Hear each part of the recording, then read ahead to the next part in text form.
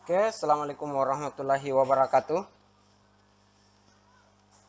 Berjumpa kembali dengan pembelajaran kali ini.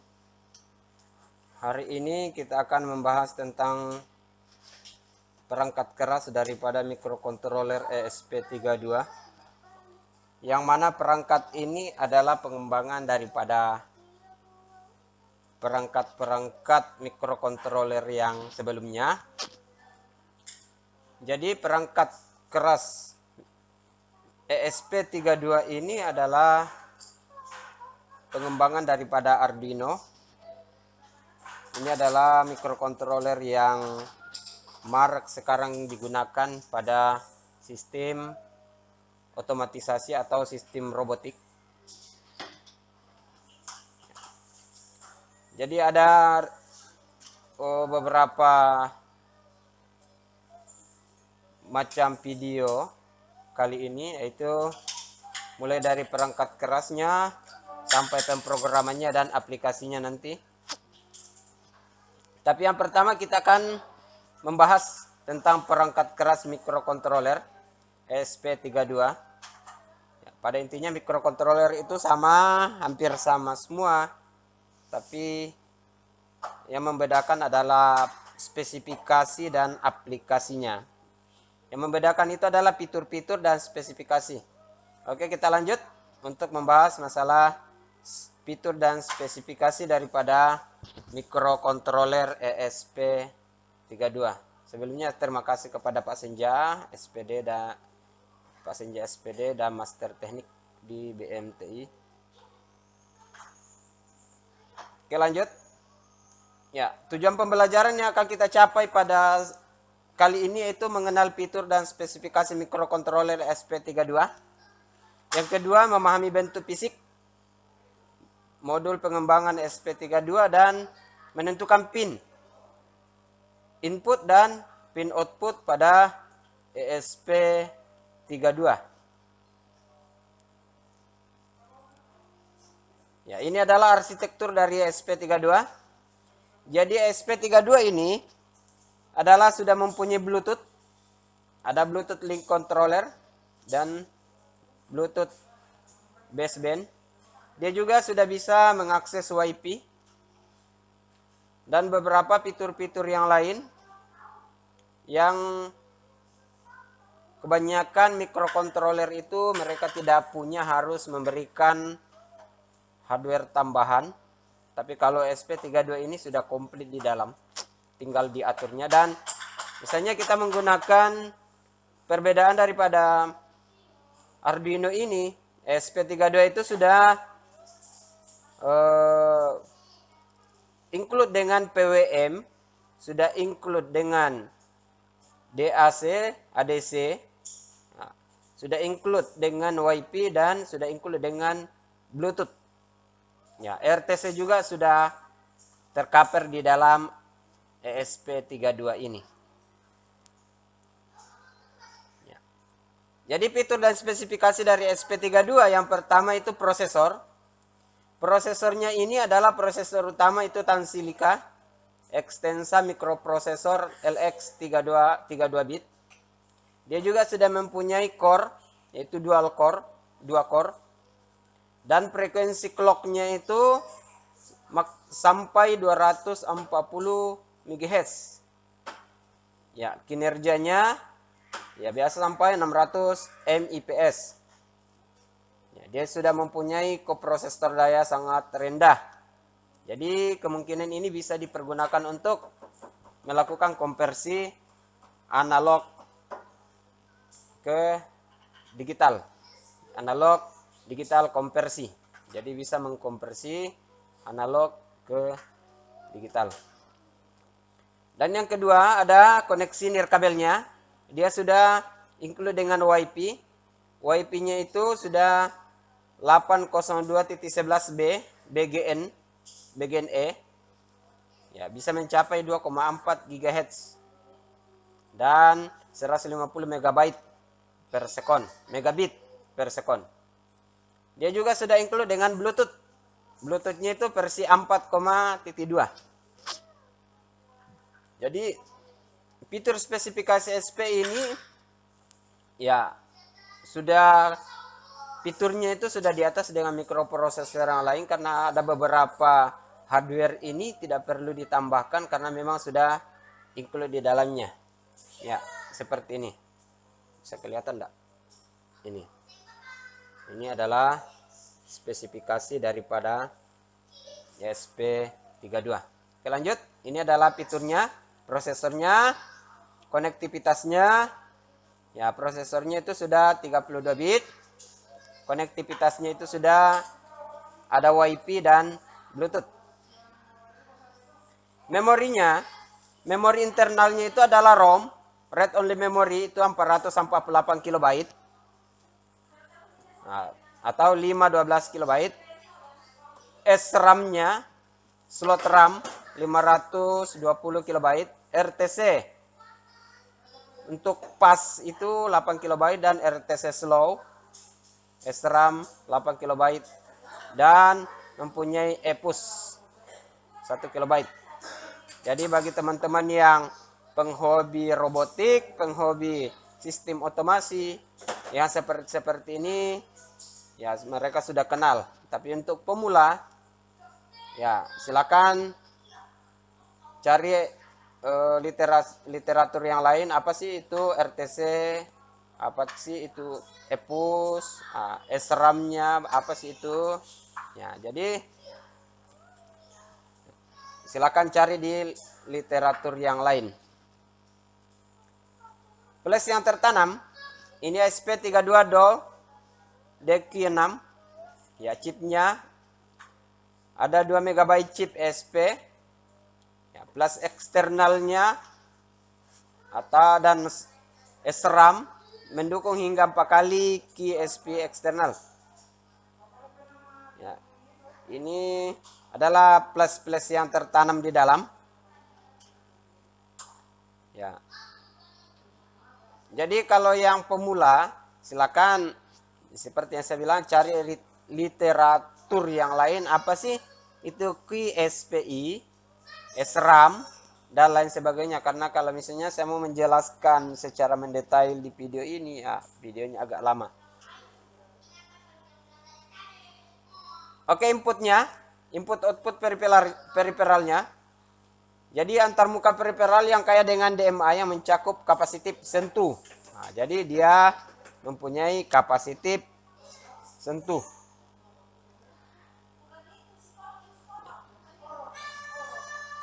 Oke.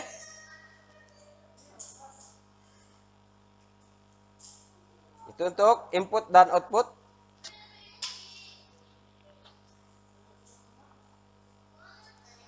Ya. Dia sudah mempunyai ADC, konverter analog ke digital, dan dia sudah memiliki DAC, konverter digital ke analog.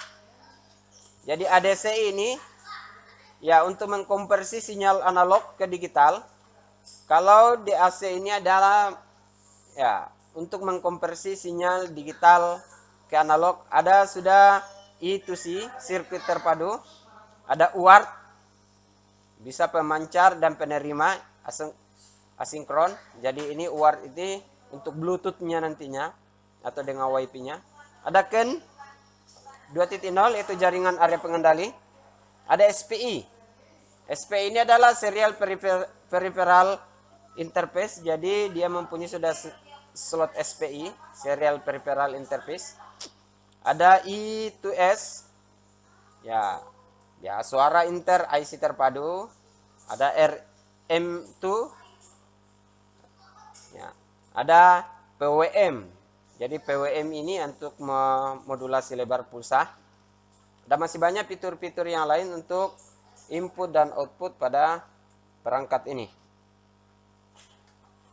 Ya, lanjut. Ya, keamanannya. Pada keamanan mikrokontroler ESP32 ini, fitur keamanannya sudah standar IEE 802.11. Ya, sudah termasuk WPA-nya. Dan sudah bisa untuk WPA, WPA2 dan WAPI. Bootnya aman, enkripsi flash. Ya, jadi untuk keamanan ini ya bisa kita menggunakan password. Ya, bisa menggunakan password WPA. Ya, WiFi-nya juga bisa kita kunci. Ya, seperti Bluetooth-nya juga. Supaya orang tidak bisa merubah-rubah program yang ada di dalam. Ya, ini adalah bentuk fisik dari SP32 Dev Modul. Jadi ada beberapa input. Ya, ada inputnya yang di atas. Ini adalah input output. Di bawah sini juga ada input output.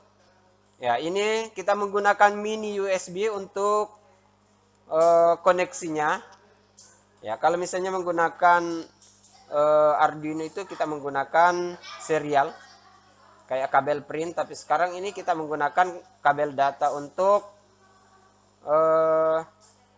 menggunakan kabel data yang kabel cas ini untuk melakukan koneksi ke internet.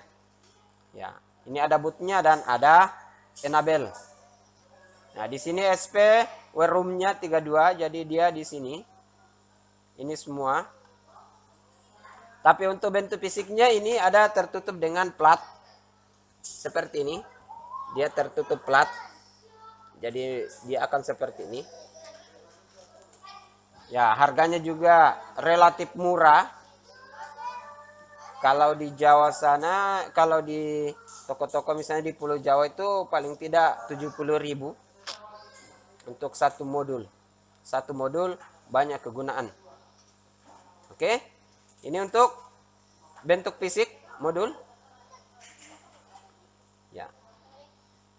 Ada beberapa fitur-fitur yang ada pada bentuk fisik SP32 ini. Ya. Fungsi-fungsinya yaitu misalnya soket micro USB. Soket ini digunakan untuk menghubungkan SP32 ke komputer melalui kabel USB. Ya, gunanya ini untuk melakukan pemrograman. Ya. Jadi kita akan menggunakan soket micro USB. Ada tombol N. Ya, tombol N ini digunakan untuk mereset. Ya, kalau misalnya sudah kita mau mereset program, maka kita tekan saja tombol N ini. Tombol N-nya itu ada di bawah. Ada tombol booting. Tombol boot ini digunakan untuk mengunggah program dari Arduino ke modul SP. Jadi, di saat kita melakukan pemrograman, kita harus menekan tombol boot ini untuk, karena memang ada perintah untuk menekan tombol boot di saat kita memprogram awal, supaya program yang kita masukkan itu bisa berjalan pada ESP32. Ada LED merah. Dia jadi ada dua buah LED. Ada LED merah dan ada LED biru. LED merah ini digunakan menunjukkan catu daya. Apakah kalau LED merah ini sudah menyala berarti power itu sudah masuk ke dalam ESP32. Ada LED biru. LED biru ini adalah digunakan untuk pemrograman. Jadi kalau misalnya kita sudah melakukan pemrograman, maka dan itu akan terterima dengan baik oleh mikroprosesornya, maka LED biru ini akan menyala. Ada pin input dan output. Ya, disinilah perkembangan besar terjadi. Nah, sebelum SP32 ada namanya SP8266. Jadi pin-pin inilah yang dipergunakan untuk membaca, menulis, dan disinilah kita bisa mengakses semua output dan input pada SP32 ini. Jadi pin input dan output. Nanti kita akan memperhatikan yang mana sih yang namanya pin input dan yang mana namanya pin output. Ada SP-ROM. SP ini adalah disinilah jantungnya, disinilah otak. ESP-ROM 32 ini disinilah semua program-program akan diolah. Ya, sama halnya kalau komputer, di komputer itu adalah mikroprosesornya. Jadi di sini semua perintah-perintah disimpan, semua program-program disimpan dan akan dirubah ke dalam sebuah perintah. Nah, maka SP-ROM ini ya tempat di mana pusat pemrograman, pusat proses itu dilaksanakan. Ya. Nah, ini adalah bentuk fisik daripada SP32, SP32 dashboard. Ya. Dia semua kaki-kaki GPOE-nya itu sebenarnya sudah PWM, tergantung dari keinginan kegunaan. Ya, dia sudah menggunakan 3,3 volt. Ya. Ada clock-nya, ada ADC, ada DAC-nya. Ini adalah kaki-kaki daripada pin-pin daripada ESP32. Jadi satu alat, satu modul itu bisa mengcover semua keinginan-keinginan yang kita inginkan. Ini bisa digunakan untuk menggerakkan motor DC, digunakan untuk mengontrol lampu otomatis, digunakan untuk running text, ya, digunakan untuk running LED dan berbagai macam fungsi daripada ESP32. Pada video yang lalu kita sudah membahas masalah Arduino. Sekarang kita akan membahas tentang ESP32 karena pengembangan daripada Arduino barangnya kecil, tapi aplikasi yang ditawarkan di dalam itu sangat besar. Oke, ini adalah fitur daripada ESP32. Dia bisa dibeli di toko-toko. Ya, harganya sekitaran 66.000. Ya, jadi tidak perlu lagi beli Bluetooth, tidak perlu RTC, tidak perlu lagi beli HC. Itu sudah include di dalam.